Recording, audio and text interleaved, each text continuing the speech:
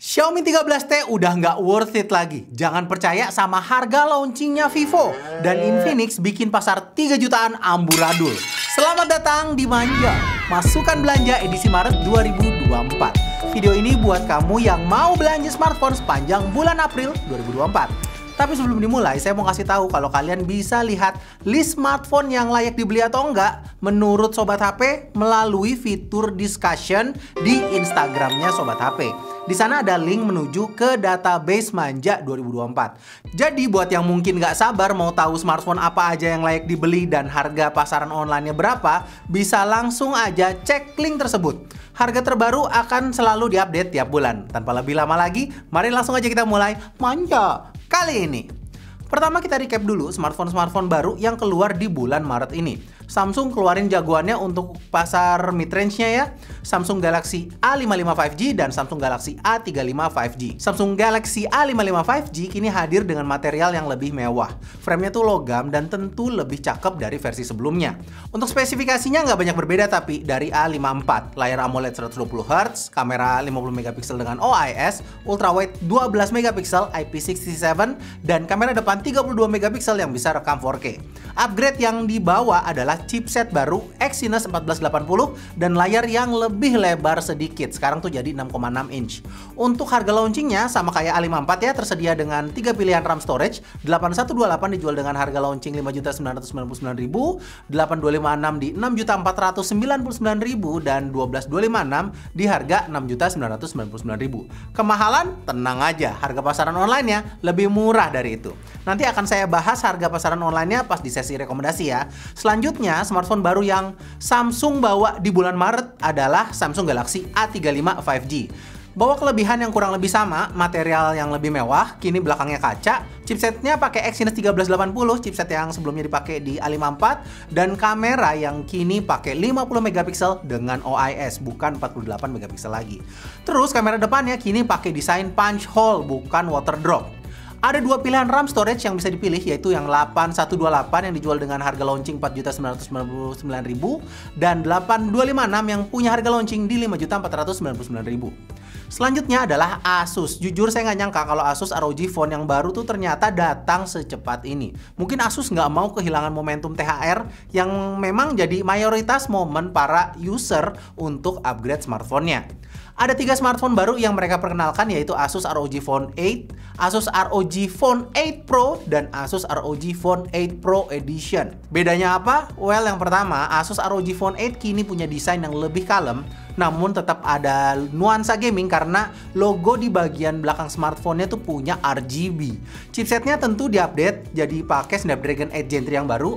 Layar juga udah LTPO AMOLED, fast charging 65 watt, baterai 5500 mAh, dan kini punya setup kamera yang lebih serius. Kamera utama 50 MP-nya tuh pakai gimbal OIS, 32 MP telefoto dengan OIS juga, dan 13 MP ultra wide. Dengan hadirnya setup kamera seperti ini, tentu akan menghasilkan kualitas foto yang lebih baik dan lebih menyenangkan daripada ROG Phone 7. ROG Phone 8 dengan RAM storage 12256 dijual dengan harga launching di 10.999.000 aja. Pricing yang sangat agresif menurut saya.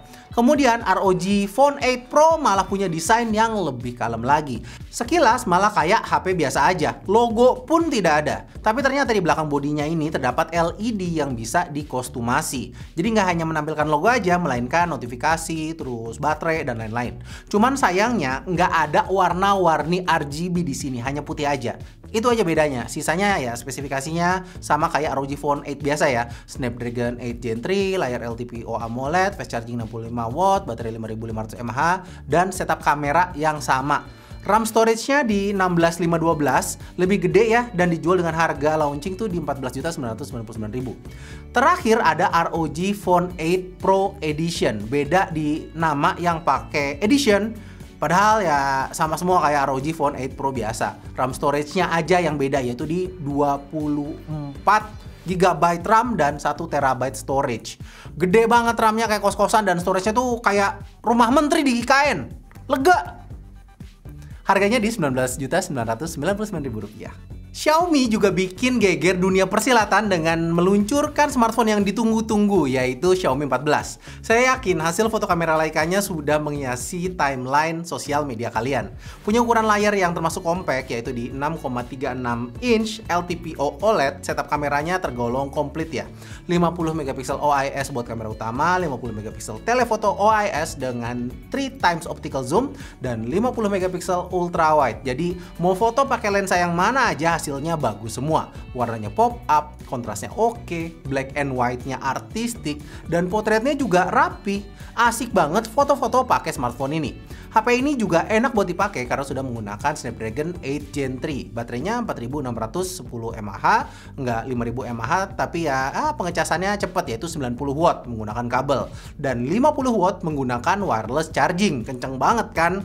Walau saya belum nemu wireless charging yang 50 watt juga sih.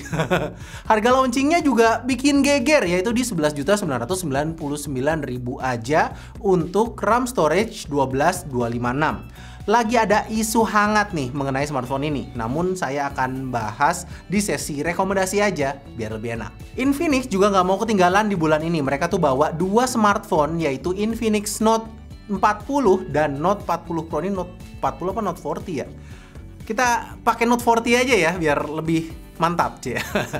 Ya, Infinix Note 40 dan Infinix Note 40 Pro. Berbeda sama brand lainnya yang bawa smartphone high-end dan mid-end, Infinix menyasar pasar di bawahnya dengan hadirnya dua smartphone ini. Infinix Note 40 pakai chipset MediaTek Helio G99 Ultimate. Iya, ada lagi varian Ultimate di chipset lawas ini. Cuman dari segi performa, nggak ada bedanya. Kemudian layarnya sudah AMOLED dan pakai kamera utama 108 megapiksel. Pengecasannya 45 watt dan uniknya support wireless charging. Bahkan dikasih power bank wireless charging dan casing khusus biar wireless chargingnya tuh nempel. Kayak MagSafe gitulah. Keren kan? HP low-end tapi dikasih fitur mewah kayak begini. King Phoenix memang rajanya ngadi-ngadi. Harganya cukup terjangkau. RAM storage 8256 punya harga launching di Rp2.799.000, sementara Infinix Note 40 Pro lebih ngadi-ngadi lagi. Layar curve, panelnya AMOLED, kamera 108 megapiksel dengan OIS dan pakai sistem pengecasan yang sama. Dikasih aksesoris yang sama juga, yaitu casing khusus dan power bank wireless MagSafe-nya. Namanya MagCharge kalau kagak salah ya. Harganya di Rp3.499.000 untuk RAM storage 8256. Sudah tertarik? Well, tunggu dulu. Realme juga keluarin smartphone yang punya harga nggak jauh beda, yaitu Realme 12 5G. Dengan hadirnya smartphone ini, itu artinya lengkap sudah varian Realme 12 series. Masih membawa bahasa desain yang nampak mewah khas Realme, kamera 108 megapiksel tanpa kamera ultrawide ya cukup disayangkan, dan layar Full HD plus 120 Hz dengan panel IPS LCD sayangnya. Well, nggak jelek sih, cuman sekarang kan kita udah sering lihat ya smartphone dengan harga lebih murah tapi udah pakai AMOLED. Chipset yang digunakan di Realme 12 ini adalah MediaTek Dimensity 6100 Plus, baterai 5000 mAh dengan kemampuan charging maksimal di 45 watt. Hal unik dari smartphone ini sama kayak Realme 12 series lainnya adalah ya hadirnya dynamic button. Nggak hanya sebagai tombol power atau fingerprint sensor aja, tapi juga bisa buat mengambil foto atau mengaktifkan tombol do not disturb.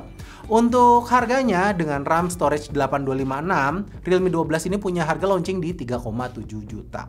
Selanjutnya sama seperti Realme, Vivo juga menghadirkan Vivo Y100 4G.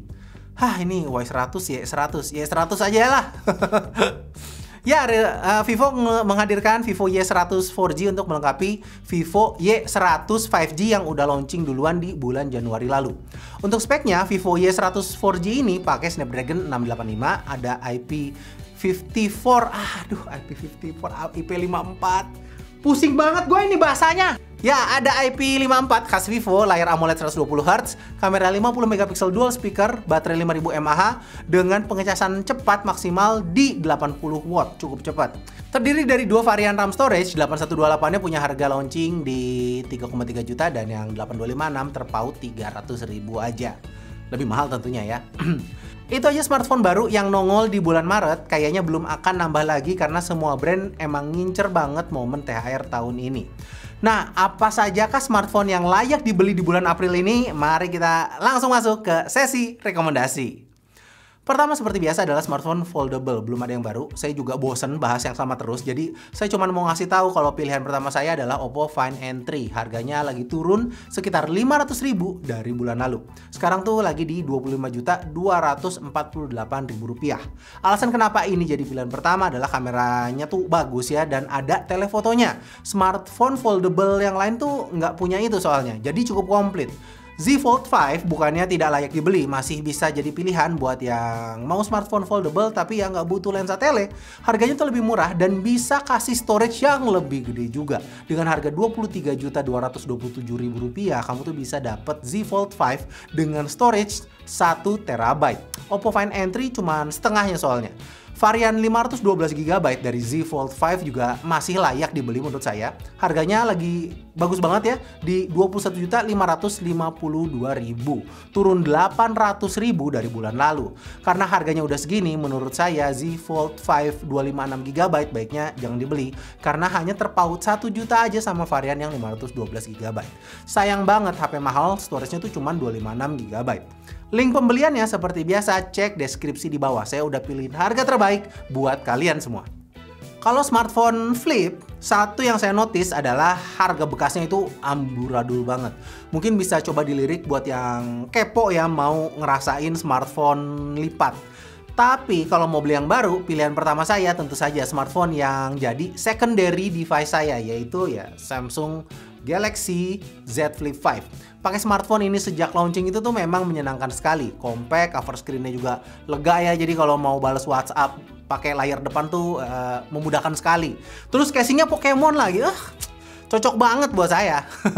Harganya lagi bagus banget juga. Yang 512GB dijual dengan harga 13.049.000, turun 1,5 juta dari bulan lalu. Gila nggak? Saya nggak yakin harganya tuh bisa lebih turun dari ini. Cuman beda 100.000 doang sama varian yang 256GB-nya. So kalau mau beli, ambil yang 512GB aja. Pilihan kedua tentu ya smartphone flip dari Oppo, yaitu Oppo Find N3 Flip. Kelebihannya lagi-lagi ada lensa telenya. Akan sangat memudahkan untuk foto-foto dan bikin foto potret yang keren. Masalahnya cuma satu, harganya saat ini malah naik jadi Rp13.399.000 rupiah. Bulan lalu ada yang jual di Rp12.250.000 padahal. Buat yang mau smartphone flip dengan harga terjangkau, rekomendasi ketiga saya adalah Samsung Z Flip 4. Varian 256GB-nya lagi jatuh ke 8,5 juta. Stoknya pas saya cek tinggal satu sih. Jadi mending buruan dah. Banyak yang nanya kenapa nggak rekomendasiin Tecno Phantom V Flip 5G aja bang. Well, harganya memang murah sih. Sekarang tuh malah nyentuh 6 jutaan loh. Barunya tuh ada di 6.950.000. Cuman dari yang saya coba, smartphone flip itu tuh butuh experience software yang mumpuni juga. Dan Tecno menurut saya belum ngasih itu. So, itulah kenapa saya tuh masih lebih memilih Samsung Z Flip 4 daripada Tecno Phantom V Flip 5G. Rekomendasi selanjutnya, smartphone gaming. Pilihannya hanya satu, ROG Phone 8. Asus memang rajanya smartphone gaming. Kompetisi yang coba dikasih sama Nubia Red Magic 8S Pro itu tuh nggak bisa ngasih value yang lebih baik dari ROG Phone 7. Apalagi sekarang ROG Phone 8 itu tuh udah datang, makin sulit ngejarnya. Snapdragon 8 Gen 3 dan semua dukungan software dan hardware dari ROG Phone 8 belum bisa disaingi sama smartphone manapun dalam hal ngasih experience gaming terbaik. Dari hasil pengetesan sobat HP ini tuh enak banget buat dipakai main game, performanya bagus, layarnya responsif, baterainya awet banget kayak dinasti politik. Kameranya juga kini lebih baik walau belum sampai kelas flagship saat ini. Buat panas emang sih, kayaknya ini agak lebih panas daripada ROG Phone 7 deh. Kayaknya punya Aero Active Cooler adalah keharusan kalau mau pakai HP ini buat main Genshin Impact. Harga pasaran online dari Asus ROG Phone 8 cuman turun dikit dari harga launchingnya, yaitu di Rp10.560.000, yang mana menurut saya harga segini udah value for money banget ya. Cuman saya kurang tahu ya apakah di harga segini dapat bonus Aero Active Cooler fan-nya apa enggak. Karena kalau beli dari situs resmi Asus bakalan dapet kalau belinya tuh sebelum tanggal 30 April 2024. Ya buat amannya mending beli langsung aja di website online Asus aja ya, jangan dari link yang saya pilih. Lah kenapa jadi kayak begitu ya? Ya pokoknya gitulah. Bisa beli di website online Asus aja atau di offline-nya juga bisa. Oke? Biar dapet itu Aero Active Cooler lumayan guys. Asus ROG Phone 8 Pro juga menurut saya layak buat dibeli. Saya sendiri tuh lagi menimang-nimang ya mau beli apa enggak gitu. Soalnya lagi main COD Warzone, pada jago-jago banget najis. Saya tuh mau beli biar ya makin enak gitu nembaknya pakai air trigger. Harga online-nya ya masih sama kayak harga launchingnya, belum berubah ya di 15 juta. Kalau ROG Phone 8 Edition, saran saya sih baiknya jangan dibeli dulu karena harga online-nya lagi kegoreng nih. Masa ada yang jual di 22.249.000, naik 2 juta lebih. Cuman memang sih sejak ROG Phone 7 Ultimate, orang-orang kaya ini tuh pada beli sih walaupun harganya naik. So ya, buat para wong sugih silahkan buang uang Anda untuk beli smartphone ini. Selanjutnya buat yang nyari smartphone flagship, sayangnya pilihan baru tidak datang di bulan ini ya. Kemungkinan masih ya 2 bulan sampai 3 bulan lagi lah.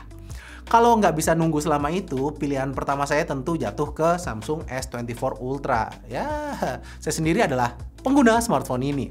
Ini adalah smartphone paling komplit yang ada di pasaran untuk saat ini. Kameranya bagus, lensanya komplit ya, bisa ambil foto atau video dengan objek yang sangat jauh. Ditambah ada Galaxy AI yang bikin pengalaman penggunaan smartphone ini tuh jadi bisa lebih produktif lagi. Harga Samsung S24 Ultra saat ini adalah Rp18.240.000 untuk RAM storage 12256. Lebih murah 1,3 juta dari bulan lalu. Mantep banget ya. Tapi saya tidak merekomendasikan sobat untuk beli varian yang 256GB-nya ya. Menurut saya minimal ambil yang 512GB. Dia tuh di Rp19.680.000. Nambah 1,5 juta demi storage yang lebih lega. S24 Ultra ini adalah smartphone kerja soalnya. Sayang kalau nggak dimaksimalkan fungsinya dan kepentok storage yang mepet. Kalau ya beli yang 1 TB-nya ya itu adalah pilihan yang lebih bagus lagi. Kini harganya tuh di Rp21.677.000, turun 1,5 juta dari bulan lalu. Pilihan lain buat di sektor flagship mungkin Samsung S24 Plus. Buat yang nggak butuh stylus dan kamera yang bisa zoom-zoom jauh ya bisa ambil smartphone yang satu ini. Baterai Samsung S24 Plus ini juga tahan lama loh. Cocok buat yang sibuk banget di kantor. Harga buat varian 256GB-nya di Rp14.880.000 dan yang 512GB di Rp15.840.000. Mending ambil yang 512GB aja nggak sih? Pilihan ketiga ada iQOO 12 Snapdragon 8 Gen 3 termurah. Harganya sama kayak ROG Phone 8, cuman dia bisa kasih storage yang lebih gede, 512GB. Kameranya juga lumayan lah, walau ya belum sebagus S24 Ultra. 50MP kamera utama dengan OIS, 64MP tele pakai OIS juga buat foto-foto potret, dan 50MP ultra wide. HP mewah ini sebenarnya, sayang aja nggak banyak yang lirik. Harganya cukup stabil di Rp10.999.000, nggak ada penurunan sejak launching. Mungkin karena memang sedari awal itu tuh udah sangat value for money. Itu aja pilihan saya untuk smartphone flagship. Selanjutnya adalah smartphone compact. Buat yang suka sama segmen pasar ini, saya punya berita baik buat kalian. Asus Zenfone 10 banting harga, kagak kira-kira. Sekarang harganya cuma 6 jutaan, jadi 6.793.000 doang. Stres! Ini khusus varian 8128 aja tapi ya. Ya mungkin 128GB agak mepet sih buat tahun 2024. Tapi Snapdragon 8 Gen 2 di harga 6 jutaan, wah pasti bakalan mengobrak-ngabrik pasar smartphone kelas tengah ini. Zenfone 10 yang 12.512 nggak ikutan turun sayangnya, masih di Rp12.998.000. Kalau punya budget segini, saya sih mending ngerekomendasiin kalian si Xiaomi 14. Ya memang 256GB aja, nggak sampai 512GB kayak di Zenfone 10. Cuman Xiaomi 14 ini kameranya ajib bener. Mau foto, video, bagus semua. Harganya cuma Rp11.899.000 aja. Tapi ada satu hal yang harus saya kasih tahu. Saat ini Xiaomi 14 lagi ramai diperbincangkan karena ada beberapa user yang mengalami lensa ngembun. Hal ini sebenarnya sudah saya notice ketika saya di Barcelona. Pas saya keluar dari hotel, lensa dari Xiaomi 14 saya memang ngembun. Pada saat itu di Barcelona lagi dingin memang, jadi dari anget ke dingin gitu. Tapi ngembunnya hanya sekitar beberapa detik aja, nggak sampai semenit ya kemudian hilang. Nah selama di Indonesia saya pakai Xiaomi 14 buatan Indonesia dan saya nggak mengalami hal tersebut. Jadi saya kira problemnya sudah fix, ternyata sebagian belum. So itu aja catatannya. Kalau masih ragu, mendingan jangan beli dulu sampai ada solusi dari Xiaomi. Cuman kalau menurut kalian soal ngembun ini bukan masalah besar karena ya belum tentu dapat unit yang kameranya bisa ngembun, saran saya sih ya beli aja. Udah pakai Snapdragon 8 Gen 3 juga, Zenfone 10 masih 8 Gen 2. Kalau nggak mau Zenfone 10 atau Xiaomi 14, ya menurut saya pilihan amannya ya ambil si Samsung S24 aja. Walau pakai Exynos 2400, tapi experience-nya tuh senyaman Snapdragon 8 Gen 3 kok. Kameranya juga oke. Ya, setupnya nggak semewah Xiaomi 14 ya. Kamera 50 megapiksel dengan OIS, 10 megapiksel tele OIS, dan 12 megapiksel ultra wide. Cukup aja lah. Harganya di 11.647.000 buat yang 256 GB dan 12.516.000 buat yang 512 GB. Silahkan pilih sesuai kebutuhan. Nah, sekarang kita bahas segmen smartphone premium. Range harganya tuh di 7 jutaan ke atas. Pilihan pertama saya adalah Vivo V30 Pro. Kamera Zeiss di Vivo V30 Pro ini tuh ajib parah. Tajam, detail, dan setup kameranya tuh ngebantu banget buat dapetin experience foto yang menyenangkan. 50 megapiksel kamera utama dengan OIS, 50 megapiksel telefoto buat foto-foto potret, dan 50 megapiksel ultra wide. Mau pakai lensa yang mana aja hasilnya bagus semua. MediaTek Dimensity 8200 juga cukup nyaman buat penggunaan sehari-hari. Tapi alasan utama kenapa dia jadi pilihan utama saya adalah harganya. Ingat nggak? Harga Vivo V30 Pro itu tuh harga launchingnya berapa? 8.999.000 alias ya 9 juta lah. Mahal. Tapi pricing Vivo di pasar online sejak Vivo V27 itu tuh nggak pernah mengecewakan. Kini Vivo V30 Pro punya harga online di 7.488.000. Buat saya harga segini sangat value for money. Pilihan tepat buat kamu yang pengen smartphone dengan kamera bagus tapi harganya tuh nggak sampai 8 juta. Mana kamera depan dari Vivo V30 Pro ini juga bagus banget anjir. Bisa rekam 4K. Belilah sob jika memang butuh. Pilihan kedua kalau kurang cocok sama Vivo V30 Pro adalah Oppo Reno 10 Pro Plus 5G. Kameranya ada di kelas yang sama. Mungkin sedikit lebih baik di bagian tele ya, karena Oppo Reno 10 Pro Plus 5G pakai sensor 64 megapiksel dengan OIS. Cuman untuk ultra wide-nya jelas nggak sebagus Vivo V30 Pro. Nilai lebih lainnya adalah di chipset Snapdragon 8 Snapdragon 8 Plus Gen 1 yang lebih powerful buat main game. Oppo Reno 10 Pro Plus juga kalah sih di sisi storage yang 256 GB. Vivo V30 Pro tuh bisa kasih 512 GB. Terus kamera depan Oppo Reno 10 Pro Plus juga hanya bisa merekam di Full HD ya, dan harganya juga lebih mahal di Rp9.699.900. Memang sih secara value Vivo V30 Pro ini edan banget sih.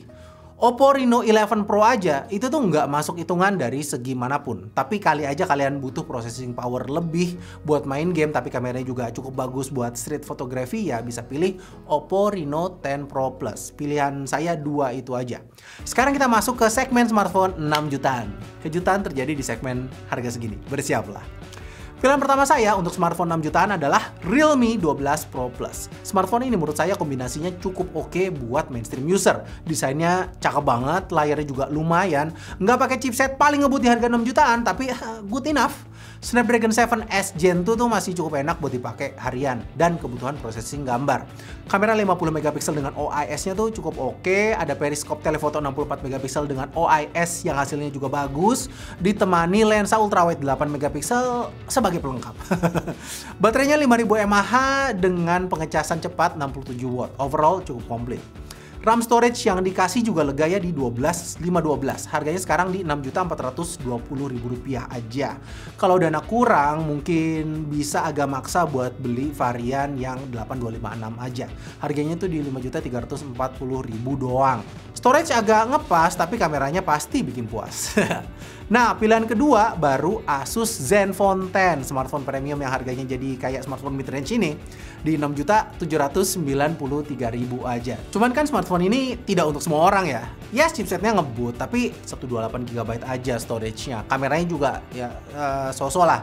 Jadi lebihnya itu bisa rekam 4K 60 fps atau 8K 30 fps thanks to Snapdragon 8 Gen 2. Cuman saya ngeliat buat orang biasa mungkin akan lebih cocok pakai Realme 12 Pro Plus. Pilihan ketiganya Samsung Galaxy A55 5G. Awalnya sih saya tuh hampir nggak masukin smartphone ini, soalnya dibandingkan sama smartphone lain di harga yang sama, tampak depan smartphone ini tuh kayak outdated banget, tertinggal beberapa generasi. Desainnya ya sederhana dan bezelnya tebel. Bandingin sama Realme 12 Pro Plus mah kalah jauh. Lebihnya Samsung Galaxy A55 5G ini tuh enak aja dipakainya, nggak rewel, nggak nyusahin. Exynos 1480 surprisingly gesit. Baterainya lumayan awet juga. Kameranya walau nggak kelihatan upgrade ya dari A54, tapi masih termasuk bagus hasilnya. Harganya di Rp6.066.000 buat yang 12.256. Saya sih sebenarnya lebih merekomendasikan yang 8.256 aja. RAM 8GB sama RAM 12GB tuh user experience-nya nggak jauh beda menurut saya. Karena 8GB sebenarnya juga udah cukup buat kebutuhan sehari-hari. Harganya juga lebih murah, yaitu di Rp5.449.000. Nah, itu aja pilihan saya untuk smartphone 6 jutaan. Bentar. Kok tidak ada smartphone kesayangan netizen sih? Xiaomi 13T-nya mana? Well, Xiaomi 13T bulan ini lagi goib barangnya. Ada yang jual namun harganya naik di Rp7.449.000. Naik 1,5 juta. Di harga segitu, saya lebih memilih untuk merekomendasikan Vivo V30 Pro aja. Kameranya lebih bagus, storage-nya juga lebih lega. So, itulah alasan kenapa Xiaomi 13T lagi nggak worth it untuk dimiliki saat ini. Lain cerita kalau harganya 6,5 juta ya. Kayaknya kayak harga launchingnya pasti bakalan saya rekomendasiin. Baik, sekarang kita bahas smartphone 5 jutaan. Pilihan pertama saya untuk smartphone 5 jutaan adalah Vivo lagi, Vivo V30. Alasannya adalah karena jika dibandingkan dengan pilihan lain di harga segini, Vivo V30 ini tuh paling balance. Chipsetnya ngebut Snapdragon 7 Gen 3, setup kameranya lumayan oke, ya 50 megapiksel kamera utama yang di pairing sama 50 megapiksel ultra wide, kamera depan 50 megapiksel dengan autofocus dan bisa ngerekam video 4K baik di kamera depan dan belakang. Kayak berusaha banget untuk dapetin semuanya gitu loh. Harga Vivo V30 untuk varian 12.512-nya itu di Rp5.683.000. Kalau mau yang 256GB harganya lebih terjangkau lagi, yaitu di Rp4.845.000. Pilihan kedua adalah Realme 12 Pro Plus. Ya, spek kamera kayak gini di harga 5 jutaan adalah kemewahan. Kamu nggak akan dapat smartphone dengan lensa tele sebagus ini di harga segini. Cuman yang perlu diingat, harga Rp5.340.000 ini kamu dapatnya yang RAM storage 8256. Dengan hadirnya Realme 12 Pro Plus di harga segini, saya merasa Oppo Reno 11 Pro 5G itu jadi kehilangan tempat. Pilihan ketiga adalah Xiaomi Redmi Note 13 Pro Plus. Xiaomi Redmi Note 13 series tuh memang terlihat melakukan perubahan positioning. Dia tuh nggak lagi berusaha jadi smartphone paling ngebut buat harganya. Chipset yang dikasih tuh ya lebih reasonable, tapi dia tambahkan di kameranya. Ini strategi yang baik sih karena jadi ada diferensiasi sama saudaranya yaitu si Poco. Xiaomi Redmi Note 13 Pro Plus pakai chipset Dimensity 7200 Ultra, kalah ngebut dari chipset Vivo V30, tapi kamera utamanya 200 megapiksel dengan OIS. Nggak ada lensa tele di sini, adanya 8 megapiksel ultra wide. Buat kebutuhan zoom, Xiaomi tuh ngasih sensor 200 megapiksel yang bisa melakukan in sensor zoom. Hasil kamera utamanya jelas cukup bagus ya. Di sektor baterai, Xiaomi Redmi Note 13 Pro Plus ini punya kecepatan maksimal pengecasan tertinggi yaitu di 120 watt. Nilai lebih lain dari smartphone ini adalah dia tuh punya sertifikasi IP68. Jadi kalau ada kebutuhan smartphone yang tahan air, ya bisa pilih smartphone ini. RAM storage-nya juga gede, yaitu di 12.512. Harganya Rp5.511.000. Nah terakhir, kalau suka sombong-sombongan Antutu benchmark, barulah kalian pilih saudaranya, Poco X6 Pro. Dia pakai MediaTek Dimensity 8300 Ultra, chipset paling ngebut di harga 5 jutaan. Vivo V30 Pro yang harganya 7 juta aja pakai Dimensity 8200, di bawahnya Poco X6 Pro performanya. So, buat kamu yang memang mencari smartphone performa tinggi, smartphone ini adalah pilihannya. Untuk yang lainnya sih ya oke aja lah. Kamera 64 megapiksel dengan OIS-nya ya mencukupi kebutuhan foto-foto masa kini. Ada 8 megapiksel ultra wide juga buat jepret-jepret. Layar AMOLED 120Hz, kecepatan charging 67 watt, ya mencukupi bukan? Tapi nilai terbaiknya adalah harganya. Walaupun sempat goib, namun kini harganya sangat menggiurkan. Rp5.037.000 aja. Silakan sikat selagi sempat. Pilihan terakhir barulah Samsung Galaxy A55 versi 8256. Dibandingkan 4 smartphone yang sebelumnya saya sebutkan, Samsung Galaxy A55 ini banyak kalahnya. Desainnya kalah sama semua. Bezel paling tebel. Chipset, kalau chipset masih ngelawan lah. Tapi setup kameranya jelas terlihat paling inferior. Kelebihan dari Samsung A55 5G ini cuman enak dipakai aja, nggak rese gitu. Gimana ya jelasinnya? Yang jelas smartphone ini tuh paling gampang dan nyaman dipakai. Itu aja. Harganya sebelumnya udah saya sebutkan ya, tapi ya saya sebutkan lagi deh. 8256GB itu harganya di Rp5.449.000. Itu dia pilihan saya untuk smartphone dengan harga 5 jutaan. Cukup banyak pilihannya karena memang masing-masing smartphone tuh ngasih sesuatu yang berbeda. Lanjut ke 4 jutaan. Bentar, minum dulu. Lagi puasa ya? Lupa. Nggak lupa ding, saya aja iseng bikin skripnya kayak gini. Hehe. Hehe-nya juga saya tulis tuh. Anjir, nggak jelas banget. Oke, kita mulai rekomendasi smartphone 4 jutaan. Pilihan pertama saya buat smartphone 4 jutaan adalah Vivo V30 yang 256GB. Seperti yang sudah saya sebutkan sebelumnya, Vivo V30 itu kayak bisa ngasih semua ya. Kamera oke, spek oke, desain oke, harga oke. Kayak RCTI ini, oke. Mulai kelingan nih kayaknya gue. Ya, you get the point deh ya. Rp4.845.000 harganya buat si Vivo V30 8256. Pilihan kedua di harga 4 jutaan adalah Xiaomi Redmi Note 13 5G. Desainnya cakep, speknya juga lumayan, Snapdragon 7 Edge Gen 2, chipset yang sama kayak Realme 12 Pro Plus yang dijual lebih mahal daripada smartphone ini. Kamera utamanya 200 MP dengan OIS yang hasilnya tuh cukup bagus buat standar smartphone 4 jutaan. RAM-nya 8GB dan storage-nya 256GB. Harganya Rp4.101.000 aja. 4 jutaan kecil, oke kan? Pilihan ketiga saya adalah Samsung Galaxy A35 5G. Sekali lagi dari sisi spesifikasi, mungkin smartphone ini tuh tidak spesial. Chipset itu pakai Exynos 1380 yang notabene chipset Samsung A54, bukan chipset baru, masih 5 nanometer sementara yang lain tuh udah 4 nanometer semua. Kamera 50 megapiksel OIS yang ya standar smartphone 4 jutaan lah. Kecepatan ngecasnya juga cuma 25 watt, satu hal yang nggak pernah jadi kelebihan dari Samsung. Hadirnya sertifikasi IP67 buat saya adalah role yang penting sehingga saya nyaman untuk memasukkannya ke dalam list rekomendasi ini. Karena kalau tidak ada fitur ini, Samsung Galaxy A35 hanyalah smartphone yang enak dipakai aja. Harganya Rp4.749.000. Ada alternatif lain sebenarnya buat Samsung Galaxy A35 5G ini. Samsung M54 punya spesifikasi yang hampir mirip. Lebihnya ada di kamera 108 megapiksel dengan OIS dan baterainya juga lebih besar. Harganya juga nggak jauh beda, yaitu di Rp4.901.500. Awalnya dijual di harga 5,5 juta, tapi karena turun ke 4 jutaan, menurut saya M54 ini jadi cukup menarik. Tapi kalau kalian lihat di list Excel-nya Manja, saya kasih smartphone ini tuh list kuning yang artinya proceed with caution karena ini bukanlah smartphone model baru yang artinya ya dukungan software juga lebih singkat ya, so ya proceed with caution ya. Kalau mau beli ya boleh tapi ya harus tahu konsekuensinya. Pilihan terakhir buat smartphone 4 jutaan adalah Vivo V27. Saya masih merekomendasikan smartphone ini karena harganya di Rp4.599.000.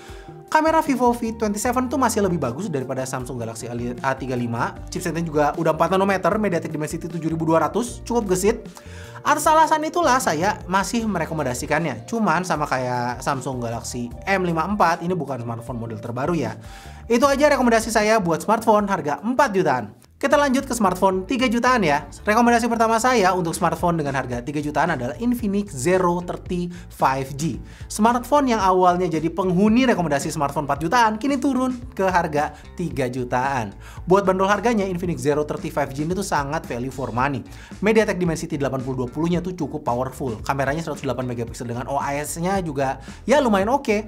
Ada ultra wide 13 megapiksel, kamera depan 50 megapiksel yang bisa rekam 4K, layar curve AMOLED 144 Hz, kecepatan ngecas 68 watt, oke banget kan? Harganya kini buat yang 12256 tuh jadi Rp3.869.000. Turunnya Infinix Zero 30 5G ke harga 3 jutaan bikin saya sulit untuk merekomendasikan beberapa smartphone yang sebelumnya jadi raja di harga segini. Poco X6 harganya Rp3.767.000, beda Rp100.000 doang sama Zero 30 5G, tapi nggak ngasih hal lebih apa-apa.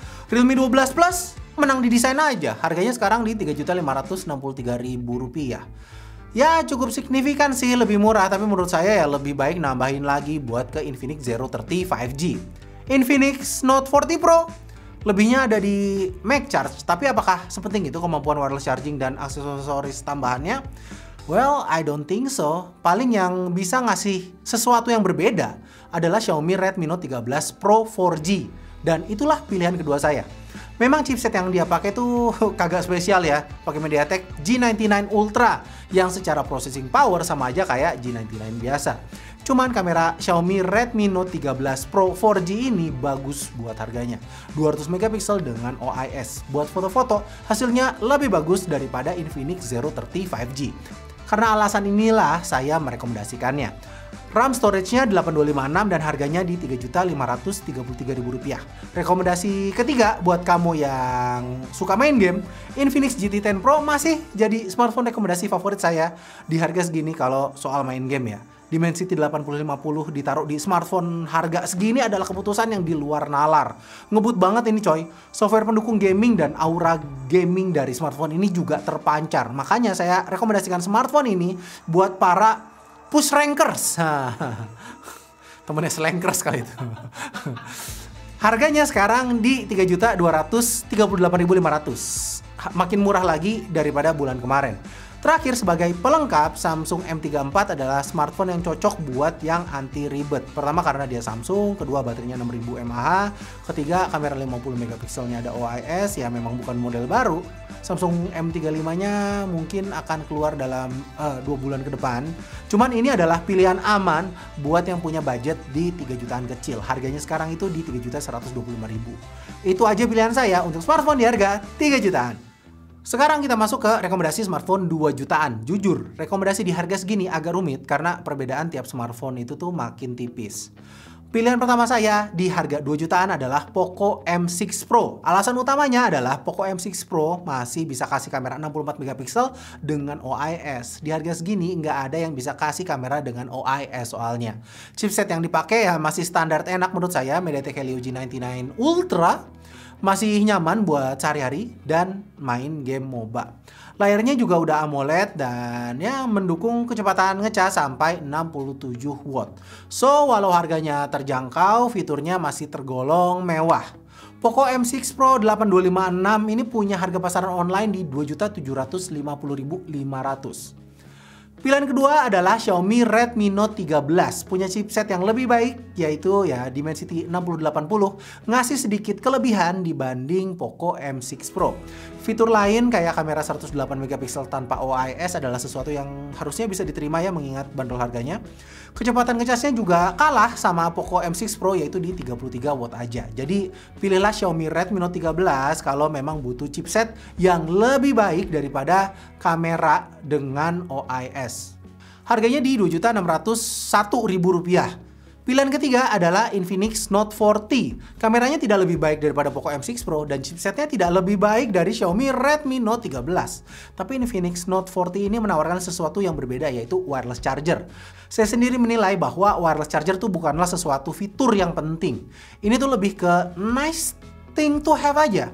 Tapi nice thing to have di harga 2 juta itu bisa jadi sesuatu yang spesial dan menjadi pembeda yang menyenangkan. Karena alasan itulah saya merekomendasikan smartphone ini. Infinix Note 40 yang punya RAM storage 8256 ini dijual dengan harga Rp2.660.000. Kehadiran Tecno Spark 20 Pro menurut saya belum bisa ngasih sesuatu yang cukup appealing sehingga saya mau merekomendasikannya. Mungkin kehadirannya ini tuh buat menjegal Xiaomi dan Poco ya, tapi kelebihan yang ditawarkan hanya harga yang lebih terjangkau aja yaitu di Rp2.323.000. Nggak ada sesuatu yang beda gitu. Chipset masih pakai MediaTek G99, layar juga masih IPS LCD yang mana masuk akal sih sebenarnya, namanya juga harga segini. So, saya memilih untuk tidak merekomendasikannya. Saya masih lebih nyaman untuk merekomendasikan Tecno Pova 5 Pro. Desainnya ganteng, pakai Dimensity 6080 yang cukup nyaman buat main game. So, menurut saya ini bisa jadi pilihan yang lebih menarik buat para gamers yang budgetnya di 2 jutaan. Kecepatan ngecasnya juga di 68 watt, sangat ngebantu banget biar push rank tuh lebih nyaman. Kini harganya di Rp2.371.000. Namun ingat, Tecno Pova 5 Pro ini suksesornya tuh udah nongol di pasar global. Hanya masalah waktu aja untuk pada akhirnya dia tuh tergantikan sama Tecno Pova 6 Pro. Itu dia pilihan saya buat smartphone di harga 2 jutaan. Terakhir kita akan membahas rekomendasi smartphone 1 jutaan. Nggak banyak yang bisa diminta dengan smartphone yang punya bandrol harga 1 jutaan. Pilihan saya di rentang harga segini akan lebih berat ke chipset, RAM, dan storage yang dipakai karena menurut saya hal tersebut cukup esensial demi pengalaman penggunaan yang baik. Pilihan pertamanya adalah Infinix Hot 40 Pro. Smartphone yang sebelumnya ada di range harga 2 jutaan, kini turun kelas.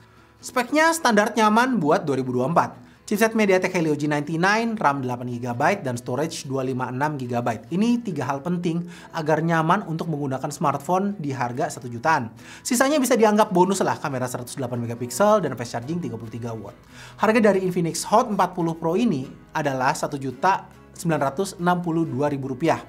Pilihan keduanya, saya memilih Tecno Pova 5. Chipsetnya sama, pakai MediaTek Helio G99, RAM 8GB, dan storage 256GB. Kelebihannya ada di baterai 6000 mAh dan pengecasan cepat 45W. Yang suka main game mungkin akan lebih cocok sama smartphone ini. Harganya di Rp1.825.000. Pilihan ketiga adalah buat yang mau HP-nya tuh punya tampilan ciamik. itel S23 Plus, layarnya AMOLED, curve juga, cakep dah. Cuman ya harus bisa menerima ya kalau chipsetnya tuh hanya pakai UniSoC Tiger T616. Itu aja kurangnya. Kalau RAM storage-nya sama aja 8256. Harganya sekarang di Rp1.947.000, hanya turun sedikit dari bulan lalu. Kalau budgetnya di bawah 1,5 juta, pilihan pertamanya adalah itel S23. Chipsetnya pakai UniSoC T606 memang, tapi dapat RAM 8GB dan storage 256GB. Harganya sekarang di Rp1.282.000. Pengen yang masih bisa dipakai buat main game di harga segini? Ada Poco M5, masih tersedia untukmu sob. Pakai MediaTek Helio G99, cuman ya harus terima kalau RAM-nya aja masih 4GB dan storage-nya di 128GB aja. Harganya di Rp1.399.000. Dan itu aja rekomendasi saya buat harga 1 jutaan. Bang, kok kagak ada itel RS berapa? RS4? Ya karena kita bikinnya sebelum HP itu launching. Jadi mohon mengerti ya, ngeditnya juga mungkin butuh 2 hari nih buat Iqbal nih. Panjang soalnya. Ya, terima kasih sudah menonton. Kalau kalian suka sama seri manja kali ini, tolong kasih tanda like dan share ke sosmed teman-teman semua. Karena itu tuh sangat ngebantu kami. Biar semua orang tahu kan HP apa aja yang layak dibeli apa enggak. Semua rekomendasi ini tuh murni pendapat tim Sobat HP. Sekian dari Moldy out.